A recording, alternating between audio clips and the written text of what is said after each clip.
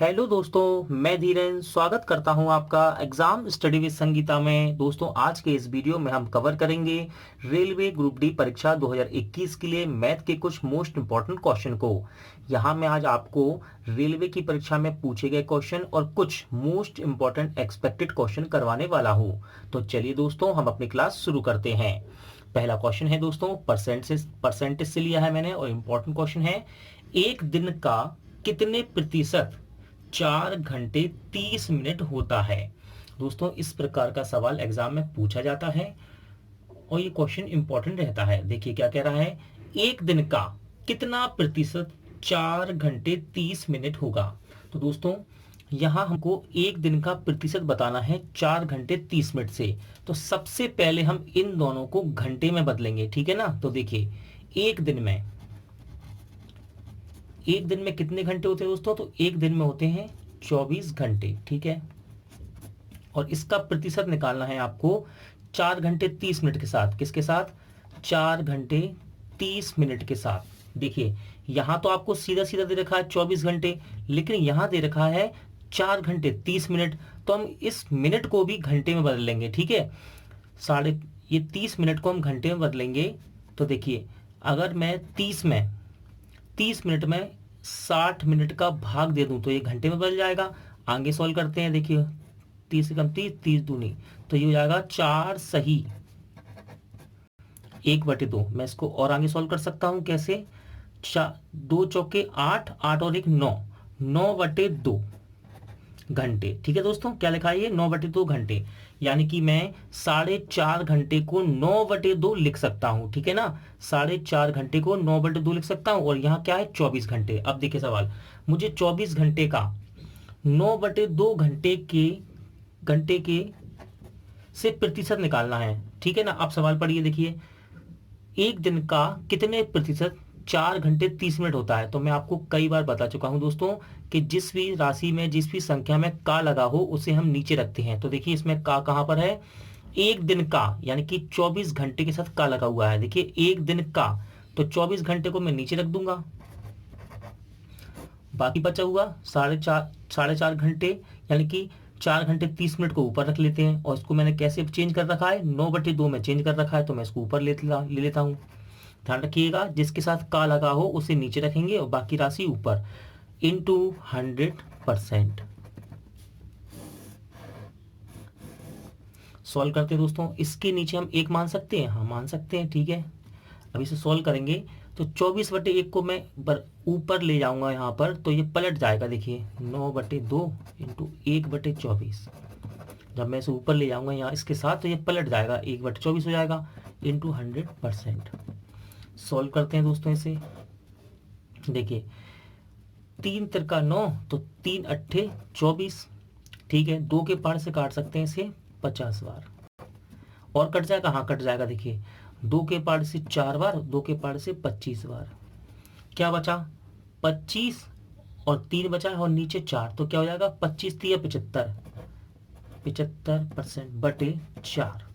आपको केवल 75 में 4 का भाग देना है, तो देते हैं हम। देखिए, 4 कम 4, 3 आ जाएगा, 4 अट्ठे 4 कम 4, 3 आ जाएगा, 4 अट्ठे 32, तो हो जाएगा 18, 3 सही 4। यानी कि इसका राइट आंसर क्या रहेगा? Option A.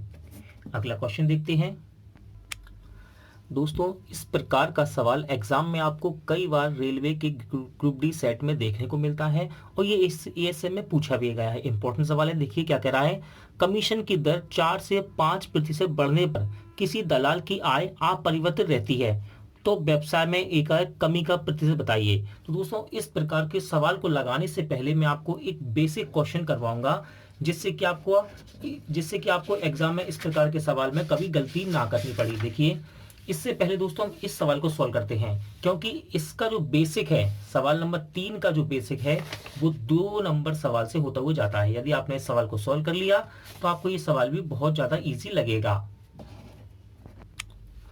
देखिए दोस्तों, इंपॉर्टेंट क्वेश्चन है और ये सवाल भी एग्जाम में पूछा गया है। कह रहा है, कोयले का मूल्य 20% बढ़ता है तो उपभोग को कितना प्रतिशत कम कर दें कि उसके खर्च में बढ़ोतरी ना हो। दोस्तों, ये सवाल आप अच्छे से अच्छे से दिमाग में डाल लीजिएगा कि इस सवाल में इसका बेसिक क्या है, ये होता किस तरह है। तो इसी से जुड़े हुए सवाल एग्जाम में वो पूछता है, जैसे कि अभी हम इसके बाद जो सवाल करेंगे, ठीक है ना। देखिए यहाँ आपको हमेशा 1% दिखाई देगा, क्या 1% दिखाई देगा, जिसमें या तो बढ़ोतरी हो रही होगी या तो कमी हो रही होगी। याद रखिएगा, आपको सवाल में 1% दिखाई देगा जो कि बढ़ रहा होगा या तो कम हो रहा होगा। और आगे कह रहा होगा, यदि यहाँ बढ़ रहा होगा तो कह रहा होगा, आगे कह रहा होगा कि प्रतिशत में कमी हो रही होगी। यदि अगर यहाँ बढ़ रहा है तो यहाँ कम होगा, और यदि यहाँ पर कम होता है तो यहाँ पर बढ़ता है। और फिर आगे कहता है कि यानी कि उसके खर्च में बढ़ोतरी ना हो, ठीक है ना। तो आप याद रखिएगा 1% मिलेगा आपको, 1% मिलेगा, या तो वो बढ़ रहा होगा या तो कम हो रहा होगा। एक तरफ बढ़ेगा तो एक तरफ कम होगा। इस प्रकार का सवाल जब भी एग्जाम में दिखाई दे तो आप एक छोटा सा फॉर्मूला लगाइए दोस्तों। कैसे कि देखिए x/100 plus minus x into 100%, बस ये कमी और बढ़ोतरी के लिए है, कमी और बढ़ोतरी निकालने के लिए, ठीक है दोस्तों। कमी और बढ़ोतरी निकालने की फॉर्मूला है x/100 plus minus x into 100%। कब? जब आपको सवाल में 1% दिखाई दे, ठीक है ना, 1% दिखाई दे, ठीक है ना। अब देखिए सवाल, कोयले का मूल्य 20% बढ़ रहा है तो उपभोग को कितना कम कर दें। यानी कि जब देखिए मूल्य बढ़ रहा है तो कह रहा है कि उपभोग को कम कर दें, एक तरफ बढ़ रहा है एक तरफ कम हो रहा है। फिर आगे कह रहा है कितना कम कर दें उपभोग को, कितना प्रतिशत, कि उसके खर्च में बढ़ोतरी ना हो। तो ये जो दोस्तों x है ना, ये बढ़ोतरी है, ठीक है। और बढ़ोतरी भी हो सकती है, कमी भी हो सकती है। तो बस हम रखते हैं इसको, मैक्स मान लेते हैं, रखते हैं। देखिए कितना का यहाँ पर आएगा 20 और नीचे आएगा 100 प्लस 20, क्योंकि यहाँ बढ़ रहा है, ठीक है ना, बढ़ोतरी हो रही है, बढ़ रहा है, बढ़ता है ना तो प्लस, और यदि कमी होती तो यहाँ माइनस करते इंटू 100%। देखिए सॉल्व करते हैं, 20 ये हो जाएगा 120 इंटू 100%। 0 से 0 काट सकते हैं हम, 2 से काट सकते हैं तो 6 बार। आपको सिर्फ 100% में 6 का भाग देना है, ठीक है ना दोस्तों। कैसे? 6 कम 6, 4 बचेगा, 6 6 36, 4/6। इसको और सोल्व कर सकते हैं हम, काट सकते हैं 2/3 से। तो आंसर आएगा आपका 16 सही, 2/3%, यानी कि ऑप्शन बी। अगला क्वेश्चन देखते हैं दोस्तों। सवाल नंबर 3 को ध्यान से देखिए, इंपॉर्टेंट क्वेश्चन है और इस प्रकार का सवाल एग्जाम में पूछा गया है, और ये RS अग्रवाल का सबसे इंपॉर्टेंट क्वेश्चन भी रहता है, ठीक है ना। मैथ की जो बुक है RS अग्रवाल, उसमें भी क्वेश्चन दिया हुआ है। यहाँ बच्चों को 2% जहां दिखाई दिए वो सीधा एक फॉर्मूला लगाते हैं, x plus minus y plus x y upon 100% का, और सवाल को गलत कर देते हैं, ठीक है ना दोस्तों। क्योंकि जब अधिकतर बच्चों ने सीख रखा है, जब 1% हो तो x वाला फॉर्म लगाओ, और 2% हो तो x plus y plus minus x y upon 100% वाला फॉर्मूला लगा के सवाल कर दो। लेकिन ये सवाल इस फॉर्मूले से गलत हो जाता है, ठीक है ना। इस सवाल को जरा ध्यान से देखिए, ये सवाल भी वही है जो मैंने अभी आपको इससे पहले सिखाया है। देखिए, कमीशन की दर 4% से 5% बढ़ने पर किसी दलाल की आय अपरिवर्तित रहती है, तो व्यवसाय में एकाएक कमी का प्रतिशत बताइए। देखिए दोस्तों, ये 2% नहीं है, ये 1% है। इसको हम सॉल्व करके देखेंगे, ये 2% नहीं है, ये 1% है। देखिए क्या हो रहा है, कमीशन की दर 4% से कितनी हो रही है, 5% बढ़ रही है ना, बढ़ रही है ना। अच्छा, कितनी बढ़ रही है, पहले ये देखिए कितना बढ़ा है, 1%, ठीक है, एक बढ़ा है। कहां से बढ़ा है, देखिए जिसमें से लगा हो या फिर का लगा हो उसे हम नीचे रखते हैं हमेशा। देखिए 4 से कितना हो गया, 5%, तो कितना परसेंट बढ़ा है, 1%। से 4 से, तो जिसमें से लगा हो या का लगा हो उसे हम हमेशा नीचे रखते हैं। इसमें लगा है देखिए 4 से 5 हो गया, 4 से 5, तो हम जिसमें से लगा है उसे नीचे रख देंगे, इंटू 100%। काटते हैं इसको 25 बार। तो आपको अब समझ में आया होगा कि कितने प्रतिशत बढ़ा है, बढ़ा है दोस्तों ये, यानी कि बढ़ोतरी हुई। कितनी प्रतिशत बढ़ोतरी हुई है, 25% की। 4 से 5 बढ़ा, यानी कि कितना बढ़ गया ये, 25%, 25%। अब सवाल देखिए, वही सवाल सेम टू सेम बन गया दोस्तों, ठीक है ना। यहाँ बढ़ रहा है और देखिए यहाँ पूछ रहा है व्यवसाय में एक कमी क्या हो गई, ठीक है ना। एक तरफ बढ़ रहा है और एक तरफ कम हो रहा है, ठीक है ना। तो हम इसमें लगा सकते हैं वही फॉर्मूला। कैसे? x upon 100 plus minus x into 100%। बहुत सी किताबों में इसे आर भी लिख कर दिखाता है दोस्तों, यहाँ आर लिख कर दिखाता है, आप एक्स भी मान सकते हैं। ठीक है, एक्स क्या है, जो परसेंट बढ़ रहा हो या कम हो रहा हो। यदि बढ़ेगा तो हम प्लस करेंगे और घटेगा यानी कि कमी होगी तो हम माइनस कर देंगे 100 में से। तो रखते हैं, इसको हम एक्स मान लेते हैं, रखते हैं यहाँ पर एक्स की क्या रखेंगे 25 को बटे में 100 प्लस 25, प्लस क्यों, क्योंकि बढ़ रहा है, इंटू 100%। आगे सॉल्व करते हैं इसको, ये हो जाएगा आपका 25/125 इंटू 100%। ये कट जाएगा इससे 5 बार, 5 के पार्ट 100 काट सकते हैं, हाँ काट सकते हैं 20 बार। कितने बार 20 बार, तो आपका राइट आंसर रहेगा 20% कमी आएगी। कितना, बी, यानी कि ऑप्शन बी। अगला क्वेश्चन देखते हैं। चलिए दोस्तों, अब देखते हैं हम कुछ एक्सपेक्टेड क्वेश्चन, और आज हम फिर से क्षेत्रफल के मोस्ट इंपॉर्टेंट क्वेश्चन को कवर करेंगे। देखिए क्वेश्चन क्या कह रहा है, एक आयताकार खेत की लंबाई तथा चौड़ाई का अनुपात 5:4 है। यदि खेत की चौड़ाई इसकी लंबाई से 20 मीटर कम हो तो खेत का परिमाप क्या होगा। तो सबसे पहले देखिए दोस्तों, ये रहा आपका आयताकार खेत। बार बार मैं आपको बेसिक बताता हूं तो डायग्राम जरूर बताता हूं। देखिए ये है इसकी लंबाई और इसे बोलते हैं हम चौड़ाई, ठीक है ना। आयताकार खेत है, ये है इसकी लंबाई और इसको बोलते हैं चौड़ाई। सवाल में क्या कह रहा है, एक आयताकार खेत की लंबाई तथा चौड़ाई का अनुपात 5:4 है, यानी कि ये अनुपात, लंबाई क्या दे रखा है 5x कर देते हैं हम इसे, और चौड़ाई को कर देते हैं 4x, ठीक है ना। अनुपात दे रखा है लंबाई चौड़ाई का 5:4 में, तो मैंने इनको 5x कर दिया, इसे 4x। आगे कह रहा है दोस्तों, लिख लेते हैं हम, लंबाई और चौड़ाई का अनुपात कितना 5x और 4x। आगे कह रहा है, यदि खेत की चौड़ाई इसकी लंबाई से 20 मीटर कम हो तो परिमाप बताइए। तो दोस्तों परिमाप होता है खेत का 2l प्लस बी। क्या होता है 2l प्लस बी, यानी कि मुझे l और b अगर यदि पता चल जाए तो मैं सवाल को सोल्व कर सकता हूं। तो सबसे पहले हम लंबाई और चौड़ाई को निकालते हैं। देखिए कैसे निकालेंगे, सवाल कह रहा है यदि खेत की चौड़ाई, ये है खेत की चौड़ाई, खेत की चौड़ाई इसकी लंबाई से 20 कम हो, ठीक है ना। यदि खेत की चौड़ाई लंबाई से 20 कम हो, 20 कम कर देते हैं दोस्तों। देखिए ये तो कम है, ये तो कम है, इसे बराबर करने के लिए हम लंबाई को कम कर देंगे। वरना मैं आपको एक तरीका और बार बार बताता हूं, जब भी अधिक या कम बोले, देखिए अधिक या कम बोले तो दोनों का अंतर कर दीजिए। तो मैं अंतर कर देता हूं, देखिए जब भी आपसे अधिक या कम बोले तो अंतर कर दीजिए। देखिए खेत की चौड़ाई लंबाई से 20 कम है तो दोनों का अंतर कर दीजिए, बराबर 20 रख दीजिए। या आप ऐसे भी कर सकते हैं, देखिए खेत की चौड़ाई लंबाई से 20 कम है, तो दोस्तों ये तो 20 कम है, बराबर करने के लिए हम इसमें से 20 घटा देंगे और बराबर कर सकते हैं, ऐसा भी कर सकते हैं। वरना जब भी अधिक या कम कहे तो आप अंतर कर दीजिए, ठीक है। एक्स की वैल्यू कितनी आएगी, एक्स की वैल्यू आ गई दोस्तों निकल कर 5x में 4x, क्या x बचा, ये आ गई 20, ठीक है दोस्तों। अब देखिए जरा ध्यान से, अब हम देखते हैं लंबाई और चौड़ाई, क्या था अनुपात 5x और 4x, ठीक है ना। यदि x की वैल्यू यहाँ रख दूं मैं तो लंबाई आ जाएगी, देखिए रख दीजिए x की वैल्यू यहाँ तो हो जाएगा 100, 20 को यहाँ रखेंगे तो कितना हो जाएगा 100 गुणे में 4।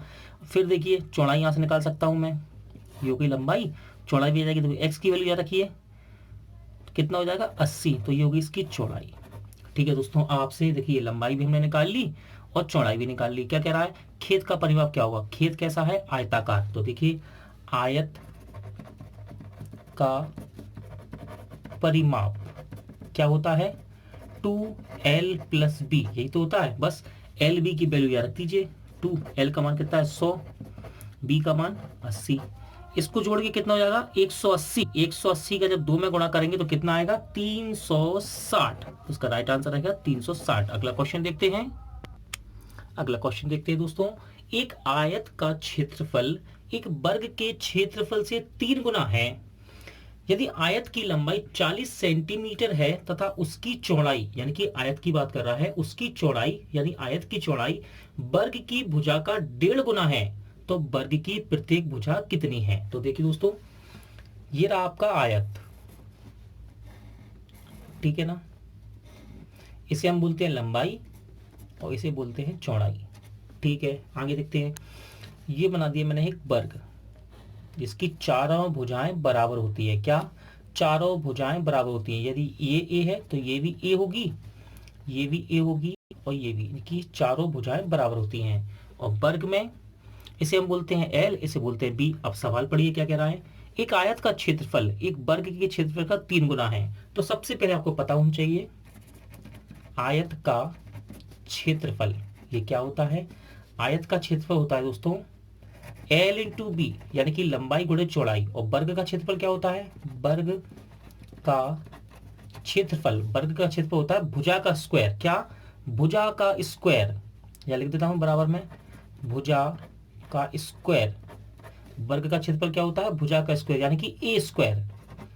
ठीक है, इतना आपको पता चल गया। हम आगे देखते हैं सवाल को क्या कह रहा है। देखिए, एक आयत का क्षेत्रफल, यानी कि ये आयत का क्षेत्रफल वर्ग के क्षेत्रफल का 3 गुना है। दोस्तों ये तो 3 गुना है किसका?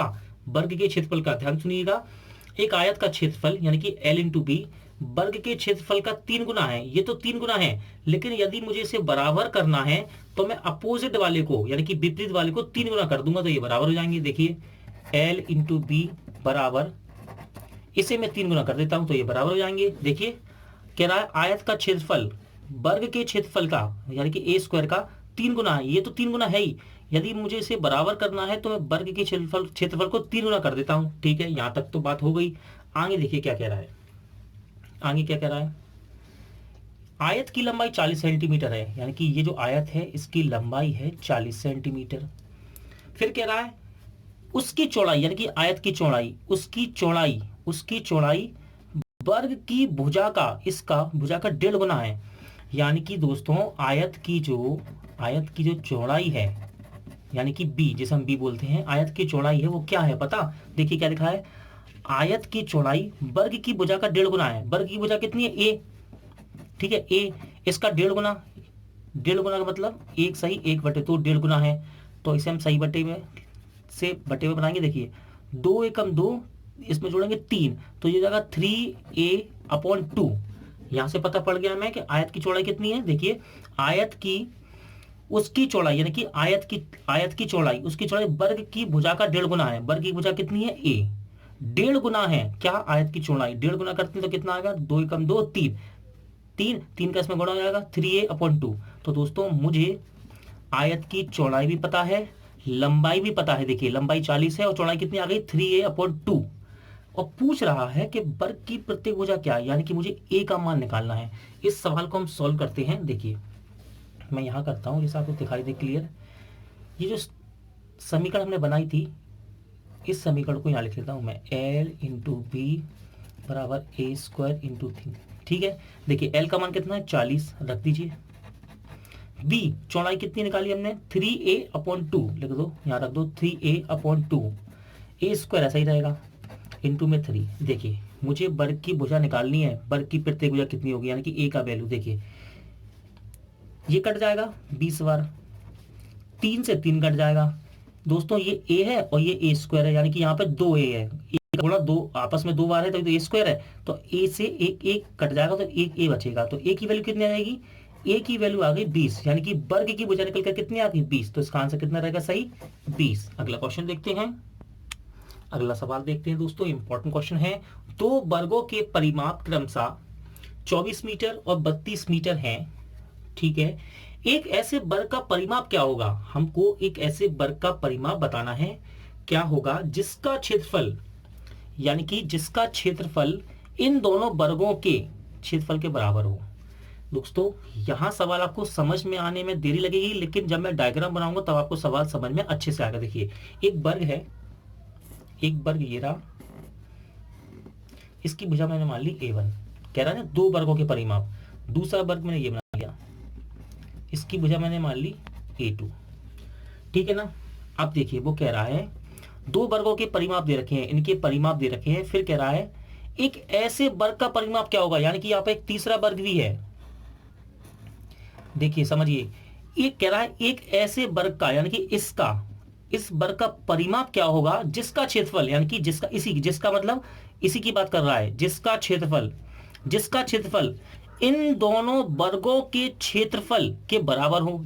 समझ रहे हैं ना, यानी कि इन दोनों के वर्ग, ये जो दो वर्ग दिए हैं, इनका दोनों का क्षेत्रफल मिलाकर इसके क्षेत्रफल के बराबर होगा, और इसी का हमें परिमाप निकालना है। देखिए हम सॉल्व करते हैं इसे। देखिए दो वर्गों के परिमाप 24 और 32 मीटर दिए हैं, तो पहले वाले का और दूसरे वाले का दोनों का परिमाप दिए हैं। वर्ग का परिमाप होता क्या है दोस्तों, याद रखिएगा, वर्ग का परिमाप होता है 4a। ठीक है ना, क्या होता है वर्ग का परिमाप क्या होता है 4a, तो इसके लिए भी 4a होगा। ठीक है ना, ये a1 कर देता हूं मैं, ये a2 कर देता हूं। पहले का परिमाप कितना है 24 और दूसरे का परिमाप कितना है 32, तो बराबर होंगे।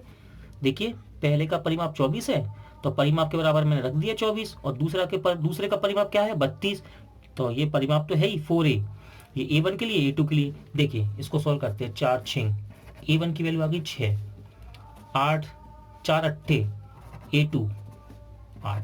दोस्तों मेरे पास दोनों भुजाएं निकल कर आ गई, इसकी भी भुजा आ गई, इसकी भुजा कितनी आई है 6 निकल कर आई, और इसकी भुजा कितनी आई 8। अब देखिए दोनों की भुजा मैंने निकाल ली। अब देखिए जरा ध्यान से, एक ऐसे वर्ग का परिमाप क्या होगा, यानी कि इसका मुझे परिमाप बताना है। परिमाप क्या होता है 4a, इसका मुझे परिमाप निकाल कर दिखाना है 4a मुझे इसका फाइंड करना है। तो मुझे किस चीज की जरूरत पड़ेगी, इस वाले वर्ग की a चाहिए मुझे, यानी कि इसकी भुजा पता पड़ जाए। और भुजा कैसे पता पड़ेगी, देखिए ये कह रहा है ऐसे वर्ग का परिमाप क्या होगा जिसका क्षेत्रफल, यानी कि इस बड़े वाले का क्षेत्रफल, इसका क्षेत्रफल दोनों वर्गों के क्षेत्रफल के बराबर हो। तो कर देते हैं, देखिए बड़े वाले का क्षेत्रफल, देखिए इस क्षेत्रफल क्या होता है वर्ग का क्षेत्रफल क्या होता है भुजा का स्क्वायर, यानी कि a, मैंने इसकी भुजा a मान ली, इसकी भुजा मैंने a मान ली। क्या होता है वर्ग का क्षेत्रफल भुजा का स्क्वायर। देखिए इस बड़े वाले का क्षेत्रफल बराबर इन दोनों के क्षेत्रफल, तो इसका क्षेत्रफल होगा a स्क्वायर और इसका भी होगा a स्क्वायर। ये a1 के लिए, a2 के लिए। देखिए a स्क्वायर को मैं ऐसे ही रहने दूंगा, a1 कितनी है 6, तो यहाँ पर 6 का स्क्वायर हो जाएगा। a2 कितनी है a2 8 आई निकल कर। ठीक है दोस्तों, a स्क्वायर बराबर 6 6 36 और 8 कितना हो जाएगा 64। कितना हम सॉल्व कर लेंगे, a स्क्वायर बराबर कितना आ गया 100। a स्क्वायर बराबर 100 है, तो a का मान कितना आएगा 10 निकल कर आएगा दोस्तों। ठीक है ना, अच्छा a आ गया।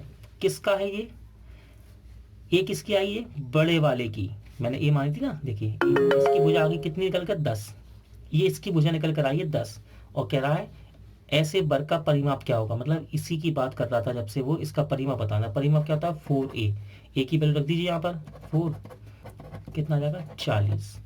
दोस्तों आज का वीडियो यहीं एंड होता है। उम्मीद करता हूँ आपको वीडियो अच्छा लगा होगा, पसंद आया होगा। पूरा वीडियो देखने के लिए थैंक यू। जल्द मिलते हैं नेक्स्ट वीडियो में।